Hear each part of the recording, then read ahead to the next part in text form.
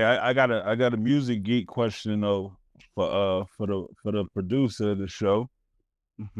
What's your equipment of choice? Oh man, now I'm on Native Instruments machine, but I just rolled over into this joint maybe about 5 years back, man. But before that, I was maybe like 15, 20 years strong on the ASR 10. So Yeah, yeah, that's a classic. Man, it's a classic piece. Nothing sound like it, man. But I couldn't put up with the disc errors any longer. The mad long load times. Yeah, man. I had to fight the bullet and learn something new, man. I remember my homeboy's NPC crashed and he lost everything as he was saving it. Oh man. Yo, you know what it used to feel like going to bed at like 2, 3 in the morning, waking up knowing you got some heat and you just excited to hear it the next day, and you try to load it up and it's like disc error. Oh yeah. So yeah, man, no more of that, man. Man. How long you been producing, bro? Oh man, since 2000. 99. Okay. Yeah. So It's there, I've bro. been at it for a minute, man. Word. You I from was doing upstate it, too? huh? You from Buffalo too? Yep. We both from Buffalo. Yep. Yo, shout out to Buffalo. My brother's up there too. My man Roz is from up there. He do the funny raps. The funny rap. What's the funny raps? What's his name? Roz Hendricks. Okay. You probably yeah. That's the homie. That's the homie. Yeah, man. I've known him for almost 20 years. He have you on social media. Yeah, he's a social media dude. He got bars for real, but he took, he popped doing the funny thing, so he stuck with it. You know what I mean? Yeah. I think we follow each other on the gram. I tapped in with him. I seen he had followed me. This is maybe a year and some change ago, and he was like, "Yo, I'm from Buffalo." I'm like, "Word." I have no idea, but I had been seeing his videos for years. Yeah, man. We used to work together in a group home. That's crazy. Oh, that's crazy. So we go back like a long time. You know what I mean? But you said his name is Rise? Yeah, RYZE, Roz Hendricks. Word. Like you probably seen his stuff. You know what I mean? Like, you definitely seen one of his videos at least. Near C, right? Oh, I see. Yeah, exactly. Yeah, he from the town. He from the town. That's it. I didn't even know that. Yeah. Okay. Man, we used to joke around because I'm from Jersey, so I was a Giants fan, and he used to always have Buffalo gear on. Man, you like that all? But I wasn't even hating to hate. Like I like Buffalo. I'm a Thurman Thomas guy. You know what I mean? Okay, take it back. Yeah. Terminator. Yeah, Andre Reed. Yes, sir.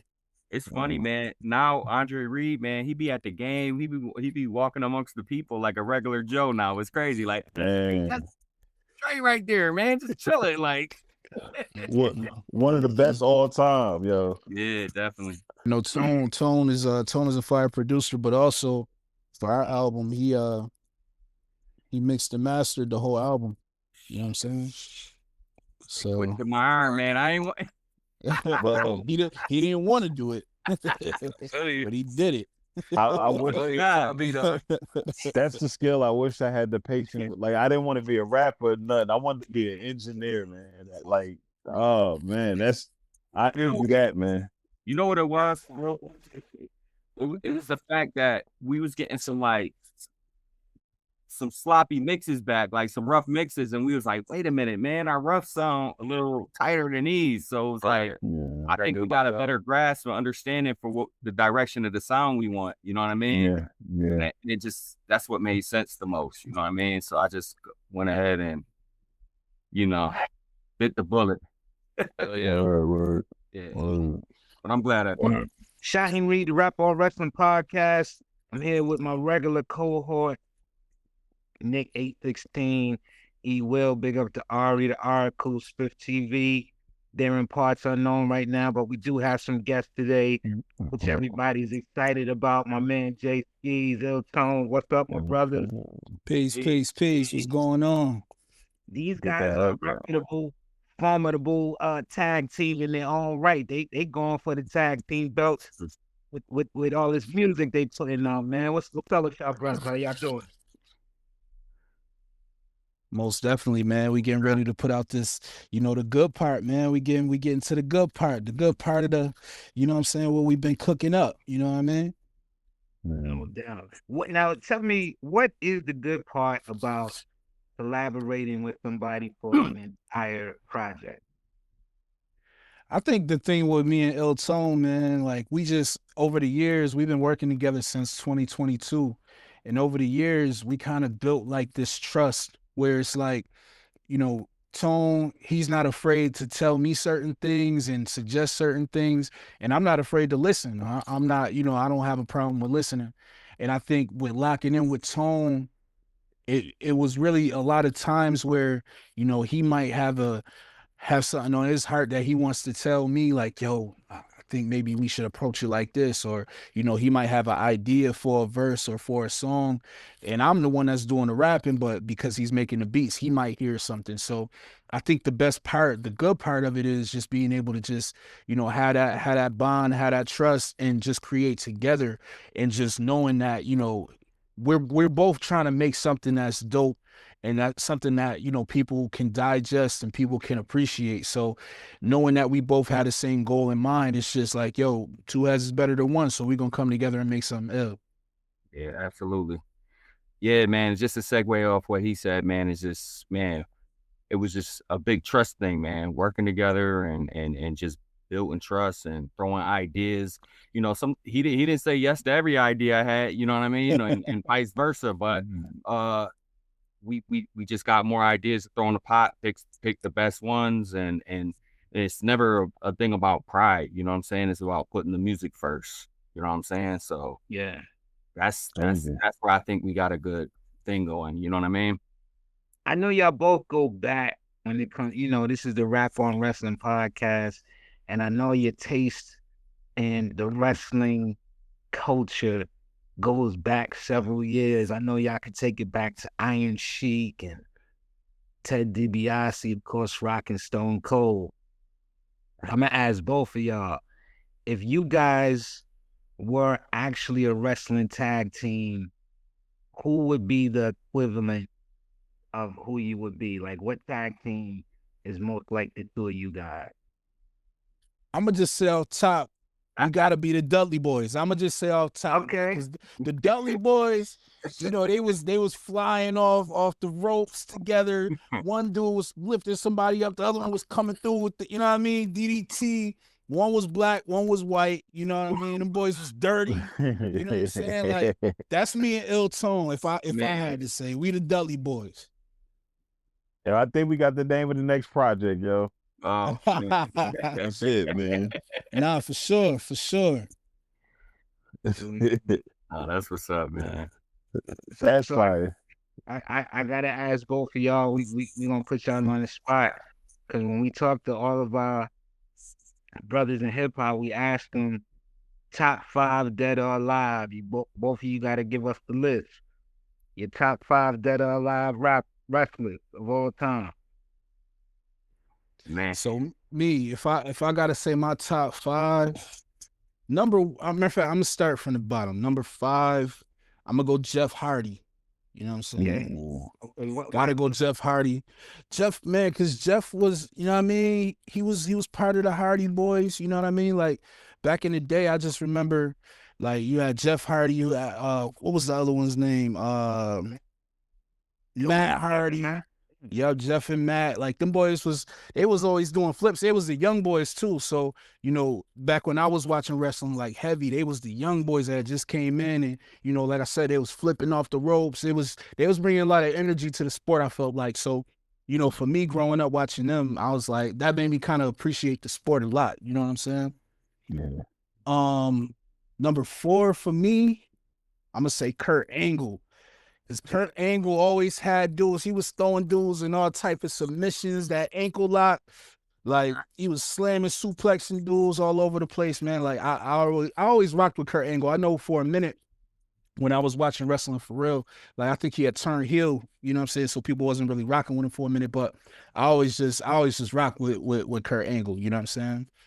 Number 3, I'm gonna go Stone Cold, right? Okay. Cause Stone Cold, he just brought another energy. Like, you know, when you as soon as you heard the, you know what I'm saying? Like as soon as you heard that glass breaking, you knew it was up. He was coming out there in the vest, you know what I'm saying? He was hitting the stunner on dudes, you know what I'm saying? Like he had the beers, he was going crazy. You know what I'm saying? Number 2, I gotta go with The Rock. Okay. You know what I'm saying? Because The Rock was he was him. He was the people's champ. I just seen a clip online and homie was talking about, it was one of the dudes that was like right there with The Rock when he was first coming out with like the people's elbow. And he was telling the story about how he even named it. And it was actually his homie named it the people's elbow. And it was like before he was in the WWF and all that. But you know, I say that to say The Rock was just the man. Like he'd come out with the eyebrow, you know what I'm saying? You smell what The Rock is cooking. He was calling, jabronis and all that. Like, yo, it was like the showmanship with The Rock. Like the showmanship was always a level. You know what I'm saying? Different level. And then number 1, like you gotta go The Undertaker for me. You know what I'm saying? Because The Undertaker, he's undefeated. Like you couldn't beat The Undertaker. Like he was coming out. You know what I'm saying? Like he was like the Tombstone, like everybody was scared of The Undertaker, you know what I'm saying? It was just he just had a certain energy about him too, man. You know what I mean? You couldn't mess with The Undertaker. So that's my top 5. Yeah, they added that one. Can't be mad at that. I gotta put you on the spot, bro. So apologies in advance because my list is gonna sound mad generic, but I think I got one surprise for you fellas, man. Okay. A lot of my It's your list. Yeah, it's your list. So it's all love. Word. But I think I got one surprise for y'all. Y'all ain't gonna see coming. So most of my you know what I'm saying, background with wrestling was pretty much growing up. So it's all gonna be old school. So I'm taking it back to like Jake the Snake. You know what I'm saying? Okay. Just it was just crazy because he'll always be like out for the count, but then they'll find that bag underneath the ring with the snake in it, pull the snake out on you. You know what I'm saying? Junk like that. Then I mean it's mad generic, but you know what I mean. Hulk Hogan was just the man. You know what I'm saying? When I was a kid. Nah, he did. You know, Hulk. Yeah. I don't think, you know, regardless of some of the controversy that he had towards the end of his life and the end of his career, it ain't no disputing what he brought to the game. Like he put it on the map. You know, like hey, he was the first New Japan champion ever. That's crazy. That's crazy to me. You know what I'm saying? And if you watch those matches pre-WWE, he's very agile. He was hitting Hurricane Ranas. He was coming off the top rope. So he was a little bit different. You know what I'm saying? Right. You know, never mind post Hogan, you know, post wrestling, you know what I mean? Hogan, you know, but hey man, I'm not mad at that in anybody's top 5. Man, he's like the rapper. He's like the rapper that had a certain style on the mixtapes. Once he signed that contract with the major label, my man said, I'm going commercial. But, you know, he did it. He put wrestling on the map. So if it wasn't for Hogan, we wouldn't even be here having a podcast today. So, oh, wow, that's dope. I ain't mad at that. So then I got like Andre the Giant, you know what I'm saying? Okay. I just remember like watching him as a kid on the screen, just looking mammoth. Like, how was this dude this big, man? And then it was crazy. Pause, by the way. But yo, it was just crazy. Yo, what I found out, like, man, the man drank like, I think he drank like 200 beers or something, set some crazy record on how much. Yeah. Did you hear about that? Oh yeah. I definitely. Oh yeah. I've heard like some ill Andre the Giant stories where he walk into a restaurant and eat like 8 steaks and just wild stuff. That's crazy. I think Bill Simmons made a movie, a doc about Andre too. Yeah, it was dope. Yeah. I mean, he's one of the ones that put wrestling on the map. Like, Andre the Giant versus Hulk Hogan.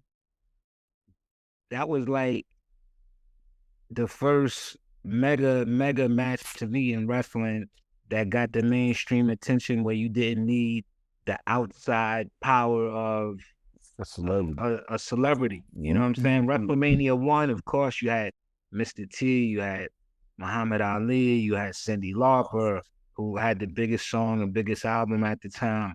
But WrestleMania 3, they took it back to just the two most iconic wrestlers giving us that dream match. And I remember the whole world turned in. I remember even getting the VHS tape of WrestleMania, and that joint had an intermission. I said, God damn, they got an intermission on this joint. So it was good. And your choice, and Jake the Snake too, man. Let's not sleep on Jake the Snake.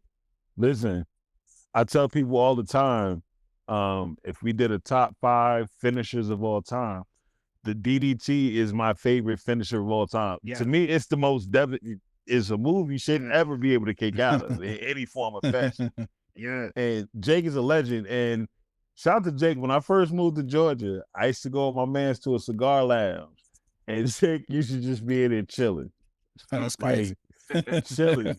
And on a good night, you can get some stories about Memphis wrestling, and he was just always real nice whenever we see him. You know what I'm saying? So shout out to Jake Roberts, man. He's one of my favorites. He's in my top 10. Not top 5, but he's definitely, I love Jake. So I think as kids, that might have been the move we did the most out of any wrestling move. You know, DDT. We were DDTing on concrete. You know what I'm saying? Nah, real talk. Thank God, you know, we ain't do it for real, but we were DDTing. That was the move, man. Yeah. So tell me, you got Jake, you got Hogan, you got Andre, right? That's 3. Right, that's 3. Okay. I got 2 more. So my number 2 guy, I don't think he was the greatest wrestler, but it was more about his character, and that was the $1 Million Man.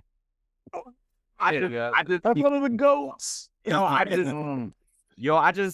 think I remember the most how he would just get people riled up, man, and just like piss people off and just and it was just, to me it was funny, man. I remember one of his most famous clips. I do remember this, and I think I was little, but I think I remember this when it was live. You ever seen the clip where he had the kid? He was like, "Hey man, if you could dribble this ball 10 times, I'm gonna give you this money." He had a bankroll on him. He dribbled it like 8 times or something, and then before he got to number 10, he kicked the ball and was like, "Oh, too bad." That was one of the best bad guy moves that she could ever do. Like, I just remember being at home and seeing a little black kid that looked just like me. Yeah,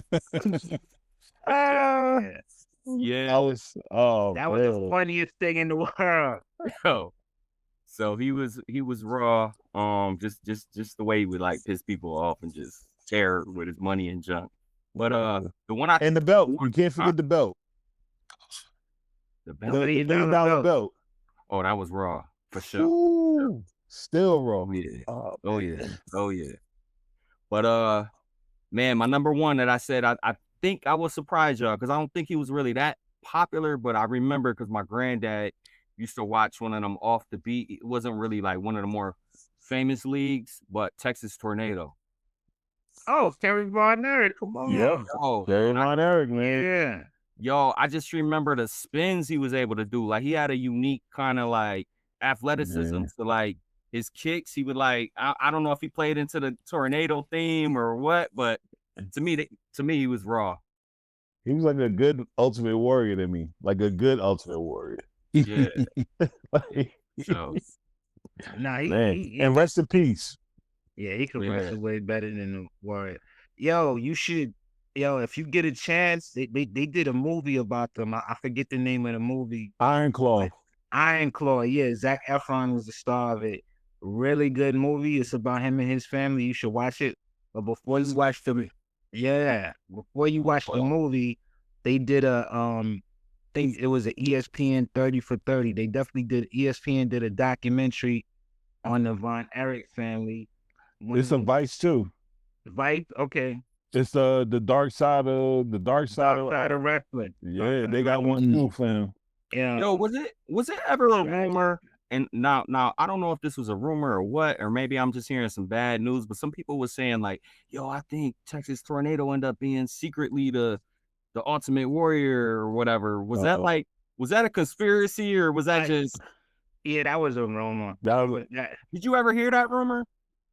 Yeah, I heard something like that, but they actually tag team together. They actually was at the place. See, the thing was, the Warrior, when he was in wrestling, he left for maybe like a year or two, and he left during the steroids era. So when he came back, he cut his hair. It was a lot shorter than what it was, and he wasn't as massive.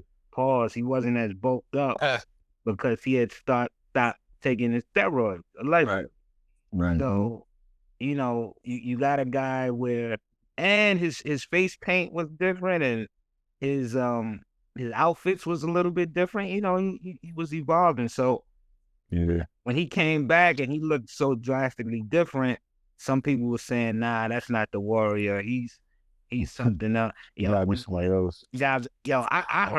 I heard so many crazy stories. Like, they were saying the Warrior had wrestling to do porno movies and all type of just crazy stuff, right?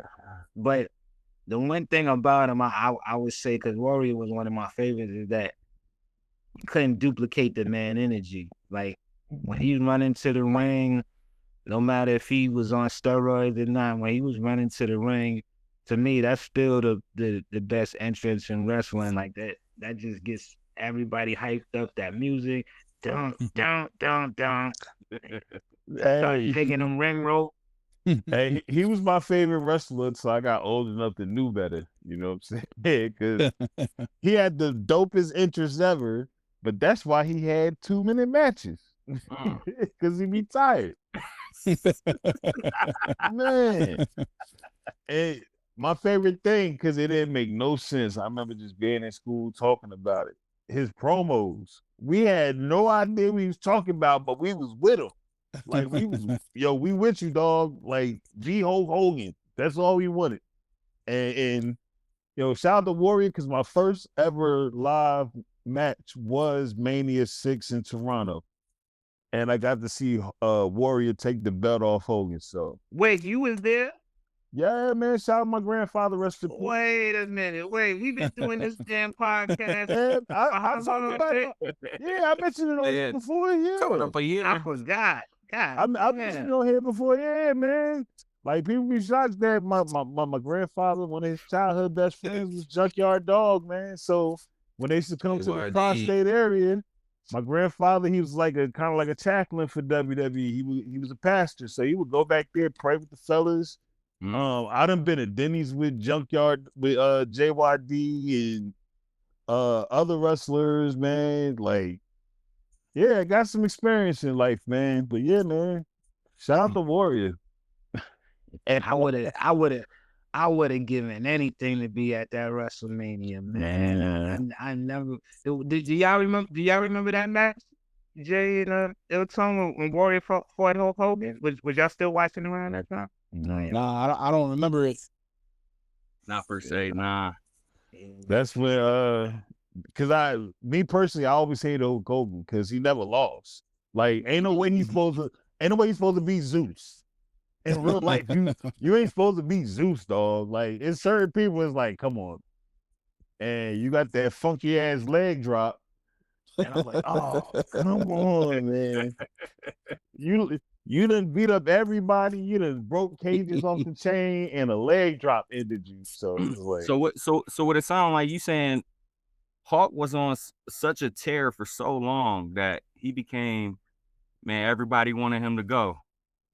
I think that's what it eventually happened because when Warrior beat him, he was taking a hiatus anyway. I think he was going to do a couple of movies. No. And the reason he ended up signing with WCW is because Vince was trying to go, like, Hulk wasn't getting those pops anymore. Like, by the mid-90s, Hulkamania and the Eat Your Vitamins and all that, it was kind of like corny, if that makes sense. Right. So, for sure, the best thing he ever did, and I'm glad because it changed the trajectory of the business, was go to WCW and join the NWO. A lot of people have a lot of stuff to say about that, but that right there, that was like, that was game changers. Jay, when did you come in? You came in, you started watching like Macho Man, not Macho Man, Rock and Stone Cold era? Yeah, it was like that, like 99, 2000 kind of, like Raw and it's like right around when they started coming out with SmackDown and all that. Yep. Oh yeah. What did you think when you seen somebody coming on the TV like just cursing and wilding out like they used to do? Yo, it was crazy because like around that era, because I was a kid. I was like 9, 10, 11 years old. And around that time, I was watching, I would get home and I remember it. So I do, I'll get my homework done. Then it would be BET time, you know what I'm saying? Hits from the Street would come on. Rap City would come on, you know what I'm saying? And then after Rap City, it would be like, I would watch like Dragon Ball Z for a little bit. And then right after that, that's when Raw would come on Mondays. So like, you know what I'm saying? Like I went straight to Raw. I believe it was Mondays, but went straight to Raw after that. But like, yeah, it was always like, it was crazy between, hearing like the promos and then, like you said, like people cussing on TV. It was a few, just all these different things going on like backstage, you know what I'm saying? Like whether somebody was pulling up on somebody and beating them up or, chasing them out the arena, whatever was going on, it was crazy because, around that time too, like I'm thinking, I'm younger, so I'm thinking all this stuff is real. You know what I'm saying? You couldn't tell me this shit was fake. Yeah. You couldn't tell me it was fake. You seeing blood, you seeing the whole nine.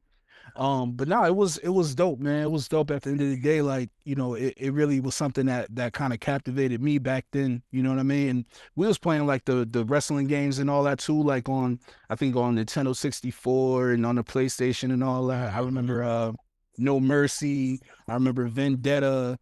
You know what I'm saying? The Def Jam joint, Fight for New York, all that. Like all them joints was crazy. You know what I'm saying? You had all the rappers on there and all that. It was crazy. Man, was you rapping around that time too? But when did you first start getting into rhyming? Yeah, I got into rhyming, man, at like 11, 12 years old. You know what I'm saying? Shout out my boy Scoop. He's the one that really got me into it. Him and his cousin Peasy. But like I used to be with them heavy, you know what I'm saying? Like every day because we lived on the same block. So, we lived directly across the street from one another. So all we did all day was play video games. We'd go around the corner to this store that was around the corner at the time, and we would buy all the mixtapes and all the instrumental tapes. And, we would record on the karaoke machines. And that was just kind of like our life around that time. Incredible times, man. Wrestling, rapping, video games, like Good times. Come on, man. Nick, I know you a big fan, man. So dive in. I know you got a couple of questions, and I heard y'all vibing. So Yeah, no, I was telling him before stream that like I just wanted to ask like how the Sauce and Crit situation came about, because like you being from Buffalo and you going to Texas, like I love seeing my fellow Texans like rappers get their shine. So I love that record, bro. It's a fire record. Yeah, 100%, man. I appreciate that. So my boy Mitch Arizona, he's actually from here as well. I've been making music with him since like 2009. We got full projects and all that together, but we had linked up and he played me the beat. And I think as soon as I heard the beat for Situated, I was like, man, I'm gonna get Big Crit on this because I know he had Slide on this. And this was, a year before we even got the record to him. But I do the record or whatever, I lay my verse, I lay the hook. And I was on tour actually with Conway and Sauce Walker. This was in 2023. So we were in Denver. We had just did the show. we went to the studio after the show. So it's everybody from drum work, and then, you know, Sauce and his people came through. Conway is there. And I was in one of the studios, like, you know, just kind of doing my own thing. And Sauce comes in, and he's like, yo, whatever you got, like, whatever you hear me on, I'm on it. So I'm like, man, you know, me knowing I had just cut this record, I'm like, man, let me play this joint for him. Played it, and no lie, Sauce went in the booth. He did his verse right down the spot. He freestyled his verse. He didn't write nothing down. He freestyled his whole verse. Went crazy. Yeah, he slid on. He went crazy. He slid on that joint crazy. Yeah. So, you know, I was playing it back. And I'm like, damn, like what I originally heard on this was Crit on this joint. And, you know, I'm going back and forth. Shout out my man Chad, Pay Attention Media. I'm going back and forth with him because on the Ground Level album, it was really me and him doing a lot of the work on it. Like, you know, he might suggest, you know, this person for this record, or maybe I'm hearing something. And I'm like, man, we really got to get this record to Big Crit. And Chad, he actually knew his manager. Shout out to Dutch, because she's actually the one that made it happen. And like I said, I'm a huge Big Crit fan. So when we finally got the record over to him, he hits my manager back, Chad, and he's like, yo, he's gonna do it. He's gonna do the record. We get the record back, and like once I think I got it back like maybe a day or two before Christmas, and this was 2023. And we get the joint back, man, and that shit was just like, this is crazy, because Crit went crazy. You know, everybody on the record went crazy. And so when we got it back, you know, Crit sent a message to, he was like, I had to do the record because you and Sauce just went so crazy. He was like, man, nah, I gotta finish it off. And yeah, that was how it happened. And then, you know, I shot down to Houston. It was like early 2024. And, you know, we did the video. We finished it in Atlanta. And yeah, the rest is history, man. Yeah, like I said, you even being in front of the Screwed Up Quick record like store and all that, man. It's just, yeah, that was crazy. That was crazy, like just to see it in person. And you know, while I was down there, I got to pull up to Trail Burgers. You know, salute. Yeah, Mark, dog. You know what I'm saying? And got some food and all that. The food was amazing. So it was a good time down there, man, just to, you know, kind of get a firsthand look at some of the culture, and, you know, obviously link with Sauce while I was down there. You know, we had the models in the video. They was telling us some different stuff and suggesting places to go, and they showed a lot of love. So it was a dope thing for sure. I'm glad Texas showed you some love, dog. For sure. Man. No doubt. You will go ahead, man. I know you got some questions. Yeah, I wanted to know, you know, how'd you link with Conway? Both of you. You know, how'd y'all both link? Did you ILLTONE go with, you know, through Skeezy, or were you there already, or, you know, how'd y'all link with Drumworks? I mean, basically Buffalo is all like, man, 1 degree of separation. You know what I'm saying? Like this town, we all kind of either we know each other or we know a person that knows somebody, you know what I mean? And a lot of it was through you know, Chad, me and Chad, Conway's manager, man, we go back like maybe like 15 years back. I was friends with his brother.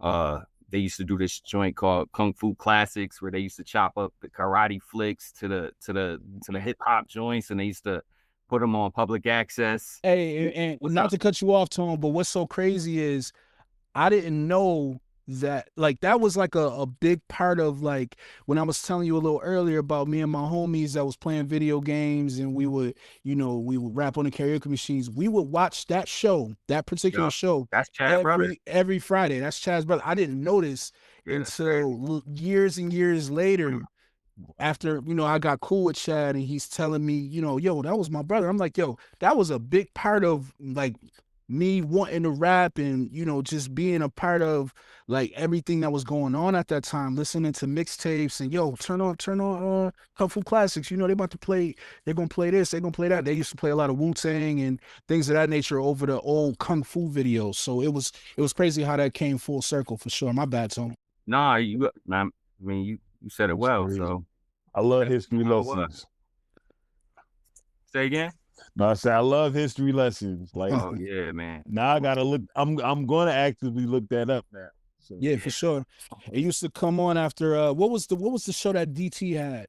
Late Night Noise. Late Night Noise, yeah. Yeah, yeah. Yo, that's like, he was a pioneer for us, man, because he would show love to all the independent artists, man. Yeah, like here in Buffalo, because that was before anybody was on. You know what I mean? Like, I can't remember like a lot of the different like records, but DT, he would play a lot of the shit that you would hear in Buffalo, like if you were in tune with the underground scene here in Buffalo. Right. But how I linked with Khan, you know, I was working at a sneaker store for a long time, and you know, he would always come in there, and like Tone was saying, it's like 1 degree of separation. You know, if you don't know a rapper, you know it's somebody millions that you know. And especially if you rap and you nice. It's like I was one of them dudes, like, you know, because in Buffalo, that's how you get your respect. Like, you gotta be nice. So it was like, I think that was how Khan kind of heard of me, like, oh, that's the dude, because I was throwing ciphers at the store too, like at the sneaker store. I would invite everybody to come out, yo, come through. My man DJ Gus would come through with the tables, and I would have a mic, and I was just passing the mic. You know what I'm saying? It would be, you know, 200 people there, and I was just creating a space for like MCs to come out and do their thing after the store was closed. It was actually really dope, and I think that's how Conway caught wind of who I was. So he would come to the store like, yo, and he would always say, yo, we got to get in the studio. This is in like, you know, 2013, 2012, you know what I mean? Like a long time ago.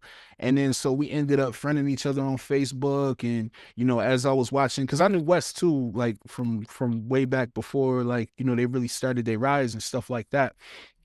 And so, you know, we was friends on Facebook, and, you know, I would see them at their shows that they would be doing as Griselda is, you know, growing. I was opening up a lot for them too. And so, you know, it gets to be about 2016, and I was actually living in Syracuse at the time. And Khan hits me on Facebook, and he's like, yo, I'm doing this show. It was on Halloween. And he's like, yo, I'm doing this show. You know, can you pull up? Can you come open up? I'm like, all right, bet. So I swung back here to Buffalo to come and do the show. You know, Prodigy was there, Static Selector, Mayhem Loren. It was like everybody that you know in the underground scene now, pretty much, you know, that is, you know, got a certain status right now that's bigger in the underground scene. They were all there.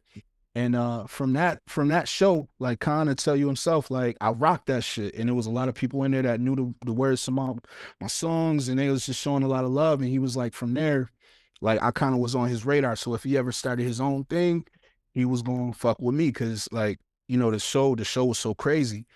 And then 2020 came around, you know, COVID and all that. I got furloughed from work. You know what I'm saying? I ended up quitting my job. And, you know, a couple of days, it was crazy. After a couple of days after I quit my job, you know, Conway reached out, and he was like, yo, you know, I'm starting up this drum work thing. Like, what's good? Like, you with it? And from there, a couple months later, we had our first couple sessions in New York, and I recorded a couple songs these couple songs you heard on my first album, on Abolished Uncertainties. That was my first drum work album. And I recorded a few songs there, and, you know, since then I've just been locked in, and I signed in the beginning of 2021 to Drumwork. That's incredible, man. We was talking, Jay, a while ago. He was on the phone, and he was talking to me about those ciphers at the sneaker store and all of that. And it's funny because I was at out in LA the other day with La Russell, and we were talking about how you could tell the MCs that didn't skip the steps, yeah, versus the ones that have, you know, because you guys were. I like the way you phrase that. Yeah, you know, like you guys were in the dojos, and, you know, even with the early days of making beats, and, you know, being around other producers and learning from each other, and being in the ciphers and having to battle it out, or even if it's just ciphering where y'all just vibing and just flowing. I want to just talk about like how those early days of putting in that work from the ground level has helped with the progression and evolution of where we at today with both of you guys. Nah, most definitely. You go ahead, Tom. Nah, I mean, yeah, I mean, I love the way you phrase that, as far as like you could tell who ain't in the steps, man. Cause man, I just remember when I first started making beats, man. Yo, my senseis and my you know what I'm saying, my mentors, man, they was hard on me, man. They was like, man, you suck, man. That's they wasn't giving you the thumbs up, good job, nice tries, none of that. It was like, yo, you know your break beats, man? How you don't know your break beats? How you don't know these records? How don't you know? You know what I'm saying? Like, yo, you better do your due. You get what I'm saying? And that's when honestly, man, it was just like that's when getting into record digging and learning your breaks and learning these old school songs and man, and it was a great journey for me, man, because like as I'm digging for samples or looking for sounds, I'm bumping into like, you know, other producer samples and learning reverse engineering and trying to recreate. Like I'm bumping into Havoc samples and stuff like that. And I'm trying to reverse. How did he do that? Or I'm over here making my version of it off the original. And then I go down a whole nother rabbit hole of like just falling in love with old school soul and old school funk and just, you know what I'm saying? Private Press Records, like groups that didn't make it out of some random town in Ohio. That's dope. That cut one dope record. You know what I'm saying? And just collecting records, you know what I'm saying, and just understanding, you know, like these songs that were recorded kind of wonky, you know what I'm saying, that wasn't the best engineers, but how they make it good for hip hop to, you know, put our sauce on top of it and freak it, and you know the way it sound weird is what makes it sound good for me, and yeah, man, Jay Dilla was the master at that. Big time. Big time. Yeah, man. Oh yeah. So yeah, man. It's that's why I really love when you said, man, you could tell the people that ain't skipped the steps, man, because man, like and how that evolves into now, it's like that's why I feel like we could consistently adapt. You get what I'm saying? And it's because I love some of the stuff the younger cats is doing. You know what I'm saying? Like I like I don't hate on any of it. I see what can I bring to the table with it. What can I evolve with it? You know what I'm saying? How can I mentor them to maybe tell them learn your breaks or layer it like this? Like I love what you're doing, but why don't you try to mash it up with this? You know what I'm saying? So it's like man, it's just about evolving the game, man, and doing your part. Yeah, on in the crowd. Hey, I got another question for both of y'all too. Y'all are a perfect duo. Y'all are the Dudley Boys. But Jay, is there another producer that you would want to do just a one-on-one project with? And L, is there an artist that you would want to do another one-on-one project with? For me, if I could do you know, a full-length project with somebody, it would be Pharrell. Pharrell, I love Pharrell because, like, I'll use this example. I get producers that reach out to me pretty much every day, right? Like, you know, if I check my Instagram DMs every single day, and I'm not the biggest rapper in the world, but I get DMs every day. Yo, Jay, I just heard this song, man. Like, you know, and these are producers that just hit me up from everywhere, all around the world. Yo, I just heard this song. Yo, can I send you a pack of beats? Yo, can I send something through? And a lot of the time, when I do respond, I ask, you know, because they'll say, you know, hey, like, what's your vibe? What vibe you on? And I'm like, I'm on your vibe. I want to hear whatever your name is. I want to hear your style of beat. I don't want to hear, I'm not asking you for, you know, Conway type beats. I'm not asking you for West Side Gun type beats. I'm not asking you for J. Cole type beats. I want to hear what you bring to the table. I want to hear your sound. And the difference with a lot of producers, and you got producers like Pharrell, you know Pharrell's sound as soon as you hear it. It's like you could play me 50 records, and if 5 of them was produced by Pharrell, I could spot each one. Yeah. You get what I'm saying? Because he has a specific sound, whether it's, you know, the way that he does the count and the and then starts the beat, or it could be a certain, like, I don't know, a certain drum that he uses, whatever it is. It's like, yo, I know a Pharrell beat when I hear it. So like, I think he brings the best out of a lot of the artists that he works with, because he's not the type of producer that you gonna get in the studio with and just do anything. He's gonna demand like your bet, like whatever it is that you do the best, he's gonna almost like demand that from you. And I don't know, I just feel like me and him will make some amazing music together. Nah, it's I like that. Pharrell's so crazy is that he done made like the biggest pop songs with Gwen Stefani, but he still made like the biggest cult anthems. Y'all more that dope. You know what I'm saying? Like that whole Clips album that just came out. Like you hear that, it's like, man, you got records with Robin Thicke though, and then you got Jay-Z, Allure records. You got, you know what I'm saying? You got your own records. You know what I'm saying? Yo, he listen, he gave me my favorite Babyface record. You know what I'm saying? Like, There you go. That's one of the hardest crazy. Pharrell joints I ever heard right there. And then to take it a step further, then you got Nerd. That's a whole nother bag.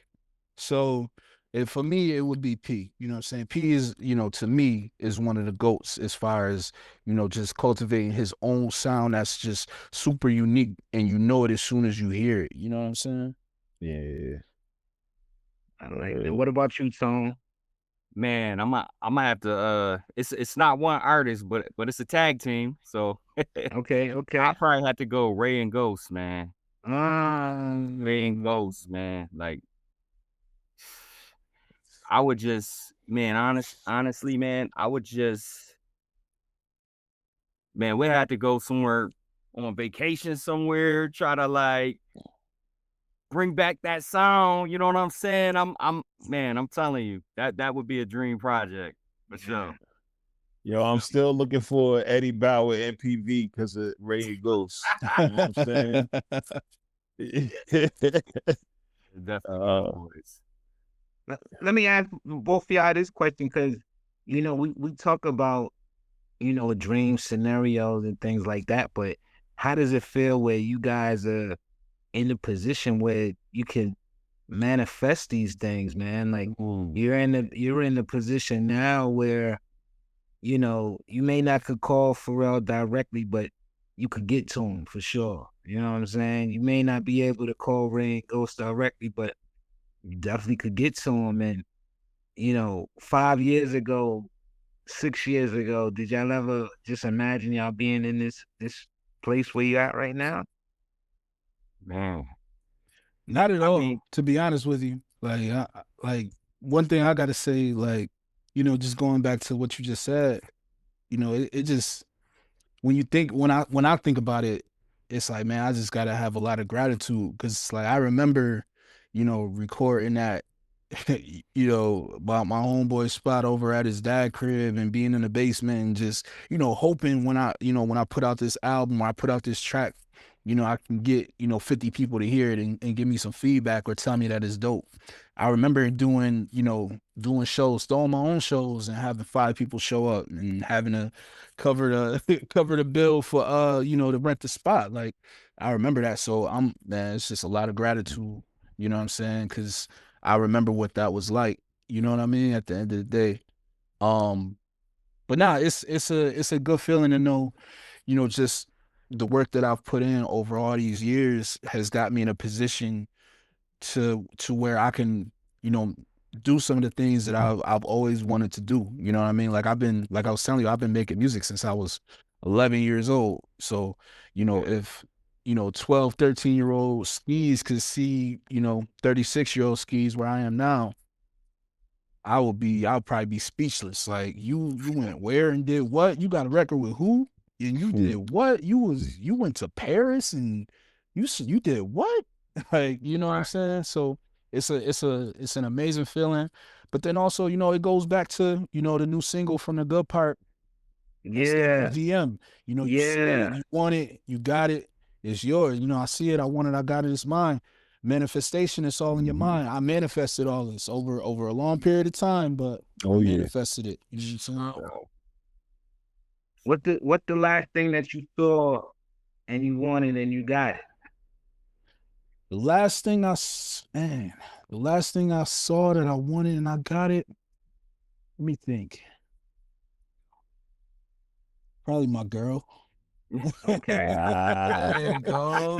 You know what I'm saying? Right. That's the A jackpot. good answer. Good That's the answer. jackpot. That's worth more than money. You know what I'm saying? Outside of that, you know, it's always some new sneakers that I'm trying to manifest that I'm hoping I win on Nike sneakers. You know what I'm saying? Oh yeah. Oh yeah, oh yeah. All right, man. So you got you just dropped the record that you just talked about. That record just came out. When are we getting this the full length? Like when are we getting the full, Royal Rumble between the two brothers? Man, it's gonna be later on this month. We didn't drop the date yet. But we're working towards the album release date now. I know we got the video coming for S.W.G.M this week. You know what I'm saying? So we're getting ready to drop that. The full length album is coming soon, man. We got some crazy features on there, some crazy songs on there, you know what I mean? We got who we got on there, Tone? We got Talib Kweli. Last time I spilled the beans, man. I ain't tripping. Wait, now, hold, because I got some of my reconnaissance. So I know you have a young man who I've had the pleasure of working with before. I didn't rap, but I helped promote some of his music. Stove God Cook. Yeah, Stove is on the album. Yeah. Stove he's a huge wrestling fan. We used to talk about wrestling and movies all the time, man. What's it like working with him? Man, amazing. So quick story. I was telling you earlier how I was living in Syracuse for a period of time. It was for almost 2 years. You know, Stove is from out there. And I used to see Stove because I was working at the sneaker spot when I was living in Syracuse. I used to see Stove back then when his name was A. Cooks, and he was with Busta Rhymes. And so, years passed because this is going back to 2015, 2016. So years passed. I signed with Conway, and Conway does the Love Will Get You Killed tour. This is in 2021, and the first show we pull up to Atlanta.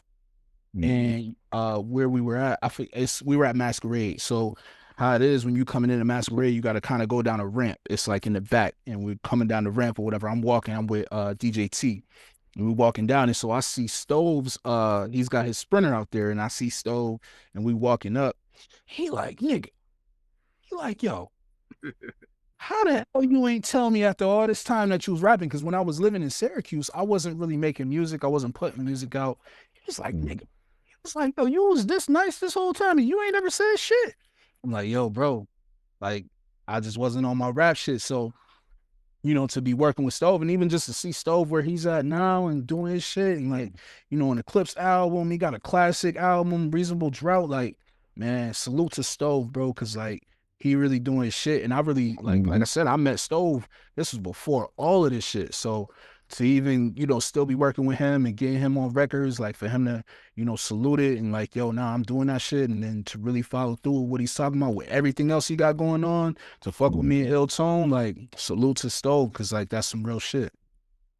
Real shit. Tone, what's it like for you just knowing that when you cooking something up, you're gonna have like the highest caliber of MC that's gonna touch the beat? You know what I'm saying? Because it's like sometimes it's like people make music and it's like, damn, right, this particular person ain't really skate on it how I envisioned, or I've been in studio with producers and MCs and they gotta walk them through it and all of this, but you getting Jedi. Oh yeah, for sure, man. Nah, it feels good, man. It feels good, man, to make something and know it's not going in vain. A lot of people they gotta work and it's somebody in their bedroom right now that's nice.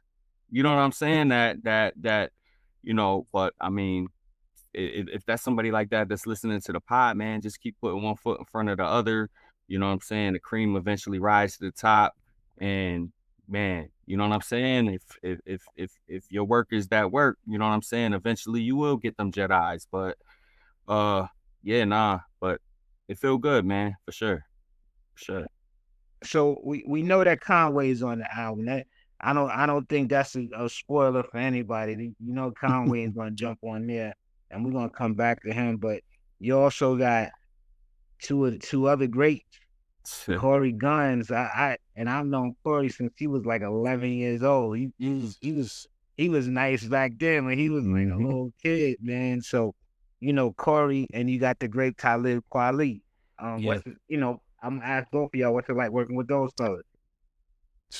Amazing, man. Amazing. Like, you know, Corey Guns, you know the type of caliber that he come with when, you know, anytime he touch anything, you know, he's going crazy. You know what I'm saying? So to be able to work with him, you know, just to even meet him, like, you know, a lot of these people, like I've been a hip hop fan since I can remember. So, you know, it's people that I've seen, you know, coming up, just living in Buffalo and like, you know, just respecting their pen, respecting the art. Same thing with Talib, you know, seeing them and what they've done over the years and, you know, hearing them and things like that. It's like, damn, like it would just be crazy to even, you know, work with them and hear what would Skeeze and Talib Kweli sound like. And then now to actually know what it sounds like is like, damn, like this is insane. You know what I mean? Because it's people who are really, like, I respect their pen and they're a big like influence to me too. You know what I mean? Like, especially like with a Talib Kweli, like, you know, I just remember, you know, I got a freestyle I did over Respiration. You know what I'm saying? Like Black Star. You know what I mean? Like just all that, like the blast, like these is joints that, like, you know, the blast. Like when I'm hearing that on Rap City, it's like, yo, what the hell is this? Like, you know what I mean? It's like one of them records is blowing your mind. So, you know, again, it's like these legends and like these phenomenal artists, to be working with them now. It's like, you know, it's full circle. You know what I'm saying? Yeah. Oh yeah. Be appreciated by your peers, man. Yeah. People you looked up to, you know? Yeah. Yeah. Now with Conway, what's the difference when because you got a guy that's actually your mentor, but you guys have this friendship now, and you got a chemistry when it comes to making music. So how does that whole dynamic work? I think, man, with at least with me, and I know, you know, Tone, he's worked with Khan too, kind of in his own right, on like his album and things of that nature. But I think with me, it's like it kind of goes back to that whole thing I was saying earlier. Like in Buffalo, man, like you had to be nice because it's like everybody was trying to get out of here. You know what I'm saying? Like everybody wants to be the first one.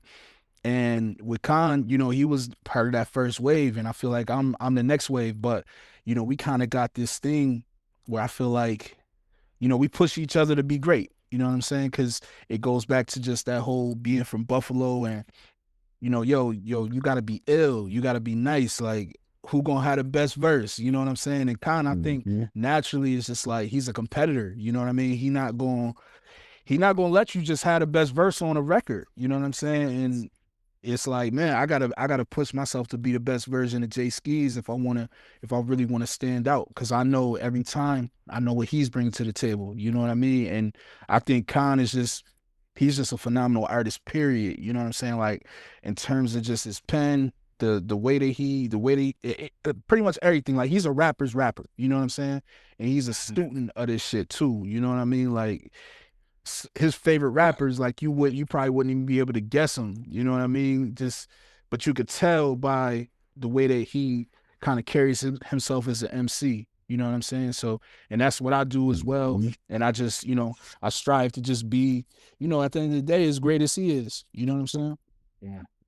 You know, you guys from Buffalo, you're very easy to root for. I look at when I look at the C's from Buffalo, and you know, I gotta put Syracuse in there because Stovegard is putting that area on the map. Like upstate New York reminds me like mid-90s ECW, where ECW they wasn't getting the notoriety of a WWE or WCW at the time, but when you looked at ECW, you see these guys, they never cheated as far as like, and I'm not saying they never cheated in matches, because they did a lot of cheating in matches, but they never cheated the audience. You know what I'm saying? You know that if it was 5 people or 500 people, each wrestler was gonna come out and give their all, like they was in a stadium, and they was hungry. And I hear that hunger in the beats. I hear that hunger in the production. I hear it in the MCing. But they still humble. And it's like, man, we would see, you know, people like Rob Van Dam and Chris Benoit and Eddie Guerrero, Rey Mysterio, and all of these great people at ECW. And we'd be like, man, if these guys ever get a spotlight on them, if they ever get that national attention, they out of here. Yeah, That's the same. That's the same vibe that I get when I'm listening to y'all. That I'm listening to, you know, when I was hearing Griselda for the first time, and you know, that's what attracted me and Bus with. You know, Bus was asking me, you know, what you think about signing Stove God, and I remember distinctly we sitting in the Delta Lounge. Lord Jamar gave us like about 20 records for Stove God that when he was Aaron Cooks. And they gave us 20 records, and we was sitting in that Delta Lounge. I had the Little Beast by Dre speaker, and we just vibing in the Delta Lounge listening to these records. And out that 20, I think it was about 18 or 19 that we was like, yo, this is crazy. And even the ones that wasn't really crazy, they were good. You know what I'm saying? But it was like, yo, you guys are doing great things, and it's only gonna get greater. Album is coming out. Really soon. Tell the people about the cover of the album, because y'all getting into the movie chamber too. You know I love movies. Yeah, nah, man. So me and Tone, we got a record. It's called Fruits of the Labor. It was on the Ground Level album. Okay. And on the hook, you know, I'm saying this is the good part, the fruits of your labor. And I think when we were making that record, I think me and Tone were talking, and I was like, man, or maybe he said it, I can't remember, but we was like, man, this would be a dope ass album name, like the good part. This is the good part. And so we wanted to make an album where the whole album is the good part, where, you know, every song is the good part, every verse is the good part, every hook is the good part, every beat is the good part of the album, you know what I'm saying?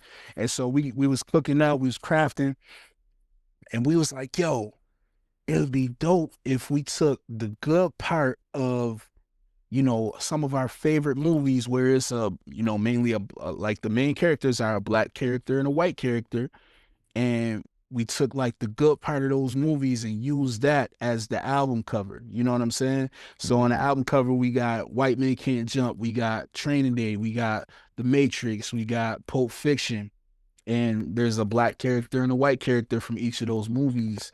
And we had the homie Kevin Delgado, you know what I'm saying? He's a phenomenal artist. Here actually from Buffalo as well. And he drew us in like these comic book styles with those, you know, with those iconic movie scenes as the cover. Yeah.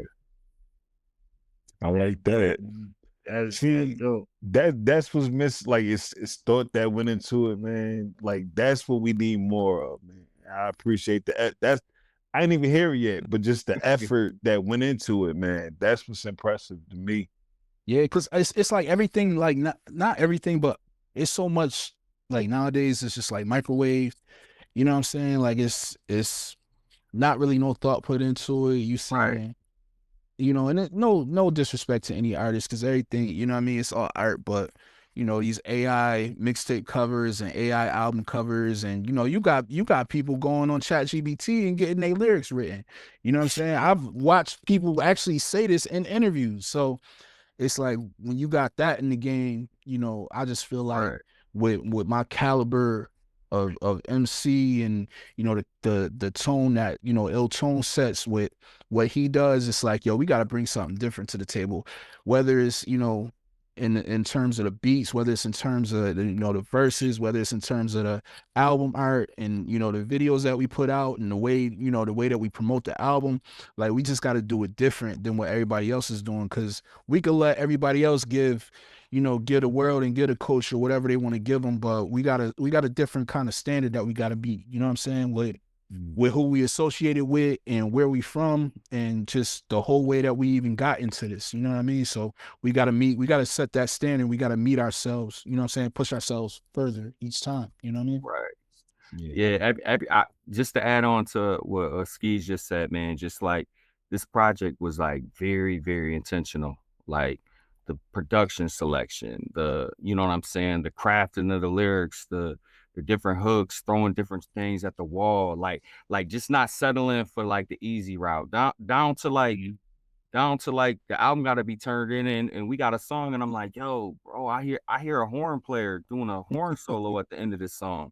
Like, all right, Tone, if you could get it together, you know what I mean? But like, yo, we got a solo on the end of one of the songs, and just different breakdowns of the beats, or dang, man, like, dude, like this, maybe we got to re-record this one piece, because I feel like it could be a little better. Like, it's definitely no shortcuts, man. It's the curation. You took time to curate it for us. Right. I appreciate that. All right. Yeah, man. Oh yeah. All right, my brothers. Well, Jay, Tone, the Dudleys, 2026. we appreciate y'all. We looking forward to that project, The Good Part, and we definitely gonna have to have y'all come back, and once the album is out, we gotta have y'all come back and break down some of the songs for us. Oh yeah. Gotta be dope. Yeah, 100%. We appreciate y'all coming on the Rap on Wrestling podcast. The JAE SKEESE, big up to ILLTONE. Yeah. Stopping by. We still got Nick, 816, E Will. Fellas, let's get into Monday Night Raw recap. Oh yeah. Got some qualifiers more qualifiers, I should say, for the Elimination Chamber. Gunther did not win tonight. He was in a triple threat match with Javon Evans, as well as Dirty Dom. The winner goes to Elimination Chamber on February 28th. And lo and behold, Gunther, one of the hottest wrestlers going on in WWE right now, he didn't win. Javon Evans ultimately won with the OG cutter off the top. The kid is phenomenal. And guess what? I think it was the right decision to make. Yeah. Gunther, he had the match well in hand for most of the match. To me, he for most of the match, he was dominating. He was chopping the poor kid. Yeah. Javon in the back. He gave him chops to the back. Those chops are so vicious. Like, we're used to seeing the regular chop to the chest, but Gunther will chop you in your back, in your thighs. Like, he's just such a beast. Javon took a lot of punishment tonight. He did. There was a really cool, and I think Dirty Dom messed up.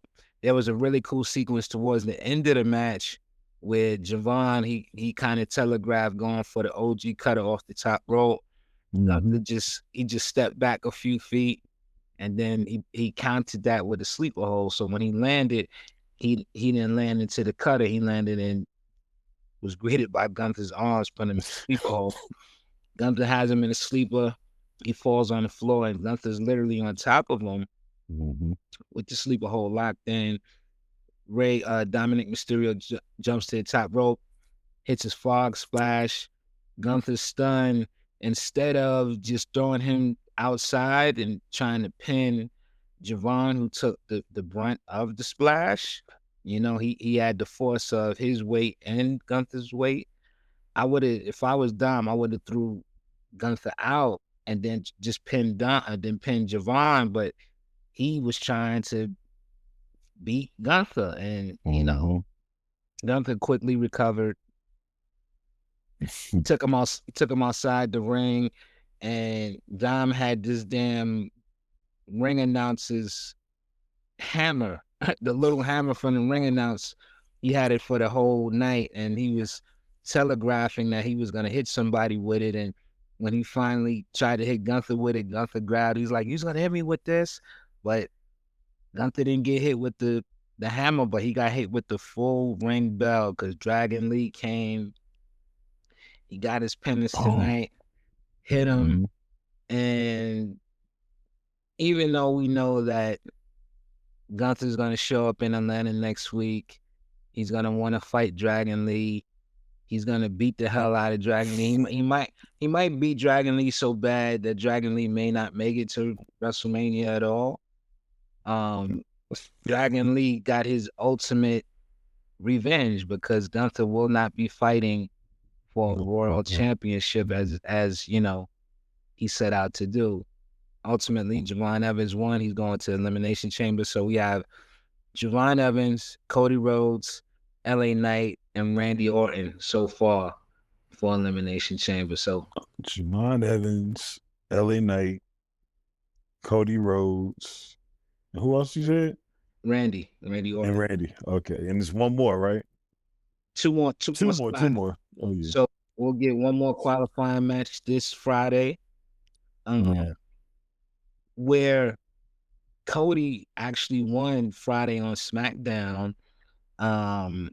Jacob Fatu. I thought Jacob Fatu will be the one who wins, and Cody would just try to find his way into the title picture some other way, but Cody wound up winning. Yeah. You know, more outside interference, but we'll get to that. What do you think of Javon winning tonight, man? Going to Elimination Chamber. Number one, I was just proud that he was in the main event of Monday Night Raw. Again, you know, 2 years ago, he was enhancement talent on AEW Dark. You know what I mean? And to see where he is now, man, I'm proud of him. The kids, you know, the kids love him. Again, Kevin Nash, you're completely wrong. I'm calling you out right now. I know you don't know me. You probably don't care what I'm saying, but comparing Javon Evans to Mr. Bojangles, like, that's crazy, bruh, like ultimate disrespect, man. But just seeing him win, man, and for Gunther, I don't think it hurts him at all. I just don't want to see him feud with Dragon Lee at Mania.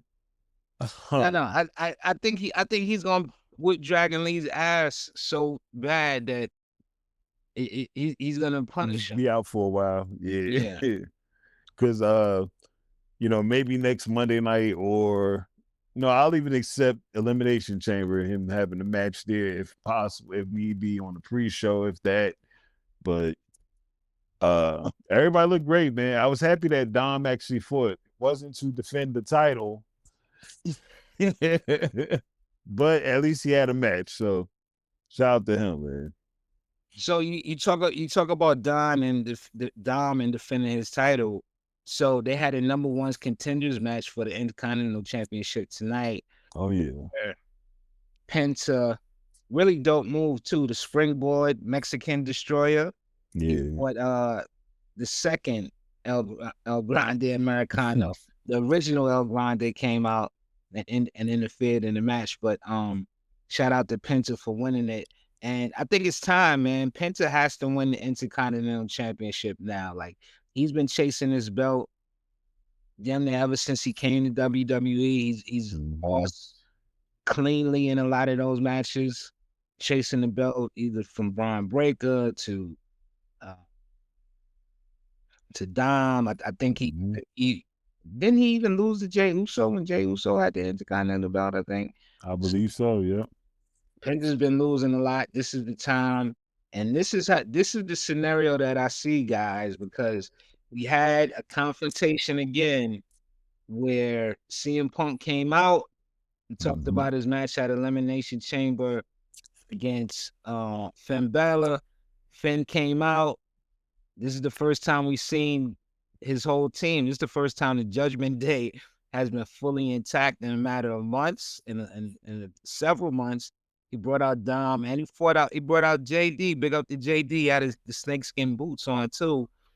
They came in the ring. They confronted CM Punk, JD and Dom, they didn't look like we knew they was ready to jump CM Punk, whip his ass, compromising for the Elimination Chamber.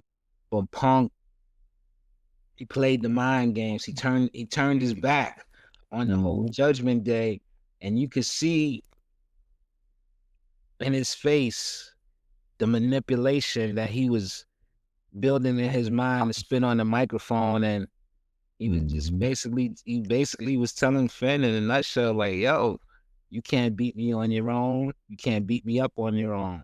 Because Finn came out and, he talked about being the best in the world. He was like, you can't be the best in the world if you haven't trained with the best catch fighters in, Europe. When you alluded to JD, or the best luchadors in Mexico, alluding to Dom, or, some of the people in New Japan that he's fought in,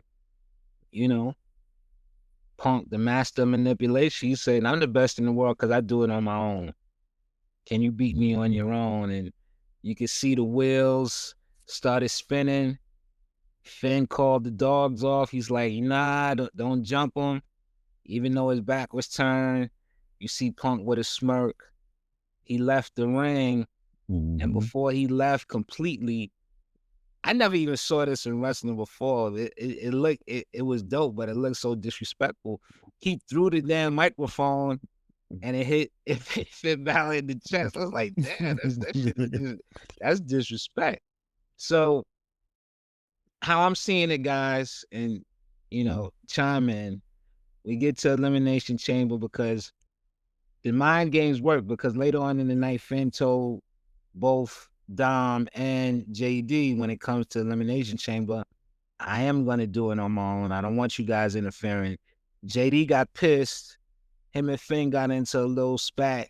And then Dom was like, yo, y'all mad at each other, but I still got my Elimination Chamber match tonight, man. Like, yo, are y'all going to be there for me to help? And neither one of them was there to help Dirty Dom, which he could have used tonight. So how I'm seeing it is that Finn goes out to fight CM Punk at Elimination Chamber. Judgment Day interferes. They cost him the match. Finn returns the favor, and he costs Dom the Intercontinental Championship because Penta needs to finally win, and this sets up Dirty Dom versus Finn Balor at WrestleMania. Yeah. What's your thoughts? Finally about time. I mean, they've been fucking teasing it for so long. Do it. Now, I'm ready for it. At first when everything started, I wanted Dom to be the one to break away and become the face, but no, he needs to stay right where he's at. And another key thing, I don't know if anybody noticed, when Finn came out tonight, he didn't just stop. He did the full, he did the full thing. So that face turn is coming. You know what I mean? And it's going to be courtesy of costing Dom that Elimination Chamber match. So, oh yeah. And shoot, I'm even thinking at Mania, do you put JD at ringside to see where JD's allegiance is gonna lead to, or do you put JD in the match and make it a triple threat match? I would like it better if JD was like watching and then being forced to choose sides, because I think Dom would low key kind of punk or JD into like forcing him to like pick sides, and then so I like that as a little more. I would like a clean match, and then maybe when it's over, both exhausted, JD comes out and picks a side. And for me, I would hope that he would come out, he would raise Finn's hands and kick him in the nuts. Same with the Judgment Day. Call him a bobblehead like they were doing tonight.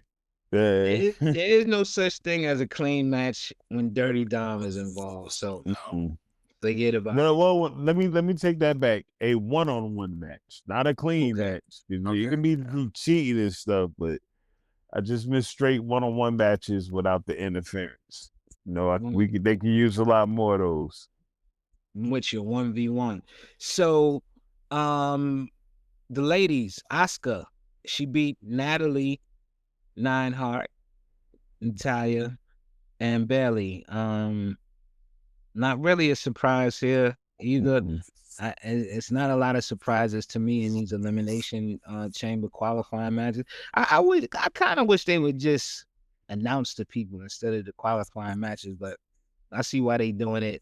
Oscar's going on, so I think the four women that we have is Rhea Ripley, Charlotte, Alexa Bliss, and Asuka right now.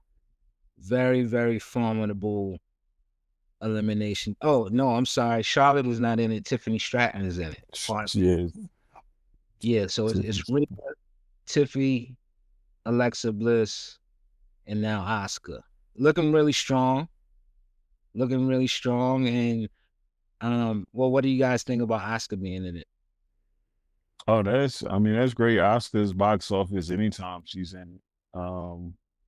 She's like Asuka is what's the best way to put her, man? I don't want to call her LeBron, but she can play any position on the court. You put her anywhere, and Asuka is going to pretty much be the best at what she's doing. Will she win? I'm not sure, because I want to see who else is in the rest of the people that are in it. But man, I love Asuka. So anytime I get to see her out there with that crazy Kiss inspired makeup, you know what I mean? Like, you know what it is? If you could tell that Asuka cares. I know it's not just she's coming to work, she got a job to do. You know, it takes effort putting that makeup on, man. She's and as fun as she is, she's just as lethal. That's what makes her even more lethal. It's like she'll smile at you thinking it's okay, then you get hit with that miss. You know what I mean? So there is one person I would like to see in the chamber match, but I highly doubt it. And that would be Chelsea Green. She's injured. She messed up. Did she break her ankle? I think she broke her ankle at SmackDown. Oh, Chelsea. Oh man. Yeah, I think she just got injured, and another injury that I'm heartbroken about. That, you know, not only do I think she might miss Elimination Chamber, but she might miss WrestleMania, and that's Bianca Belair. She sent out a tweet. She said finger surgery. She sent out a tweet on Sunday, said finger surgery tomorrow. So she had surgery on her finger today. We don't know the specifics of the surgery. Theoretically, and you know, I don't even want to speculate because we don't know the specifics of the surgery that she had. So it could be something minor, where they, you know, fixing a damn fingernail or something like that, or it could be something major. So, you know, just depending on the injury, that'll dictate whether she could fight at WrestleMania or not. But man, I would love, in a perfect world, to me, I would love to see Bianca come out there, win the Elimination Chamber, and go on to fight Jade Cargill, because realistically, I just saw Rhea Ripley give Io Sky flowers for Valentine's Day. These two women are locked in. They're the tag team champions. They're defending those tag team belts at WrestleMania. I think we're going to have, this is what, the 25th anniversary since the first TLC at WrestleMania. So I think we're going to have the women's TLC at least. We should have a men's TLC too, but I think we're going to have the women's TLC at WrestleMania with Rhea Ripley and Io defending against the Bella Twins. They're going to defend against the Kabuki Warriors. They're going to defend against Last Legend and Nia Jax. And we're going to see, I said the Bella Twins, we're going to see Alexa Bliss and Charlotte in the match too. So I think that's the big main event for WrestleMania. I think you put Sol Ruka in that ladder match with her partner as well. I'm a huge Sol Ruka fan. I would love to see her in a TLC match. And I ain't gonna lie, fellas, if WWE has that TLC match that might have to be the match to close out night 1 of WrestleMania. That's a chance to get, 10 to 12 women as the closing match of WrestleMania.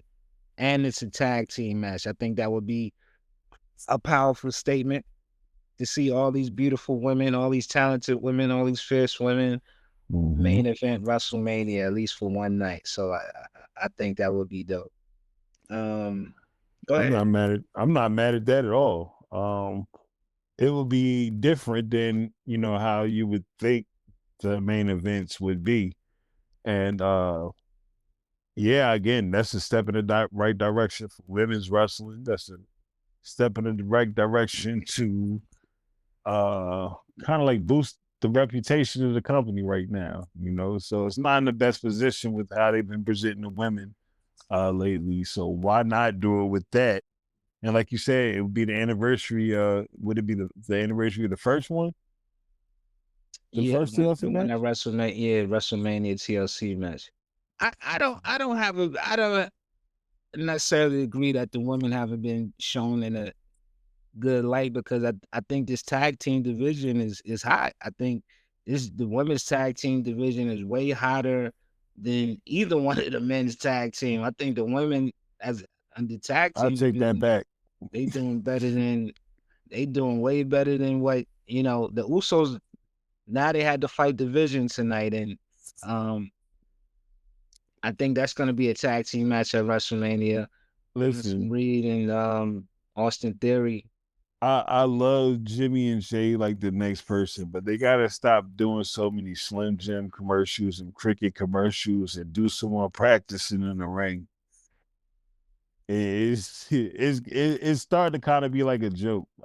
Like I'm like, are they playing around? Are they doing like some of this stuff on purpose? Did they do a botch? I missed it. Was there a botch tonight? It wasn't necessarily a botch. It's just like clunkiness. Like it's real clunky. Like I ain't putting that time in together like you used to. Like I know everybody's different level status now, married, kids. Again, Jay with the yeet, and he's super one of the faces. I don't even think they live in the same city anymore. Yeah, but they gotta. They definitely gotta. They gotta get some more of their chemistry back, because I'm gonna tell you, I was looking at the goddamn Young Bucks the other night. It's different, and we'll do a full AEW recap. We ain't make this. We in overtime right now. We ain't gonna make it too long, but the Young Bucks and them other tag teams in AEW. Woo! Private Party is back. Private Party. What's the new the Rascals? Oh my God. I'm not even talking about FTR and all of them, but yo, that 6-man tag team, that 3 tag team match they had the other night, Young Bucks out of here. So, and it don't seem like they're getting slower. You know what I mean? And the older they get, they seem like they're still crisp with it. They're still crisp. They doing more moves. They doing more double team moves, and these guys are in the best shape of their career. Like they chiseled up, and they fitting nicely into this good guy role. So I love it. We're gonna come back and talk about AEW, but it is what it is. Elimination Chamber is coming up. I don't know who else qualifies before we go. I'll say I don't know who else qualifies for the men's, but I don't see a world where Cody Rhodes is in the Elimination Chamber match and he loses. I just don't see it. Cody, to me, he wins Elimination Chamber. I don't know who the other 2 people are, but Cody's gonna win. Yeah, he's definitely gonna climb to the top of the chamber and hit a cutter. It's gonna happen. So, but no, he has. I mean, again, man, I'm never going to bet against the man who took 57 suplexes, 18 Kimura locks, 22 F5s, and got put through 2 tables and still won. So I'm never betting against him, even against Roman Reigns. I'm not betting against Cody. Shit. Well, listen, it's I got an email about it. Is advertised. Brock Lesnar is gonna be at Raw February 23rd in Atlanta. We're gonna be there. We're gonna check it out. You know, when Brock comes, he's gonna turn the whole WrestleMania upside down. But in Shaheem Reed's perfect world, Brock Lesnar comes out to declare for the Elimination Chamber because Brock is not going through no. He ain't doing none of that.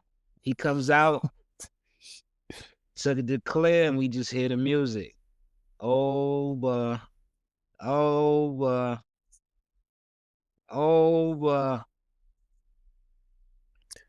like, look, you ain't making it to Elimination Chamber because your match at WrestleMania is with me, the ruler. Hey, Oprah might have beef before then. He had a face off with Rusev tonight. He's gonna destroy Rusev in 30 seconds. Sorry, Rusev. Maybe he does that. Maybe he beats Rusev. It'll be a squash, and you know he'll beat Rusev so fast. He'll get on the mic and be like, "Look, I'm the ruler. I heard Brock Lesnar is on his way. Brock, you don't want to be an Elimination Chamber. You want me. See me at WrestleMania and just leave." So, man, I'll be with it, man. It'll be cool. It's a lot going on. The road to WrestleMania. I love it. Stay tuned because we taking the whole journey with you. For my brothers, Nick 816, E Will, Ari the Oracle, Spiff TV. This is the Rap on Wrestling podcast. Oh yeah, we got a piece with LaRussell coming up soon too. Keep watching. Yeah. Yo, what's going on? It's JAE SKEESE, the Separation, Drumwork Music. Right now, you watching the Rap on Wrestling podcast. Peace, y'all. It's ILLTONE, man. I appreciate y'all, brothers. The Rap on Wrestling podcast, man. Much success to y'all. Y'all doing it big. I appreciate y'all.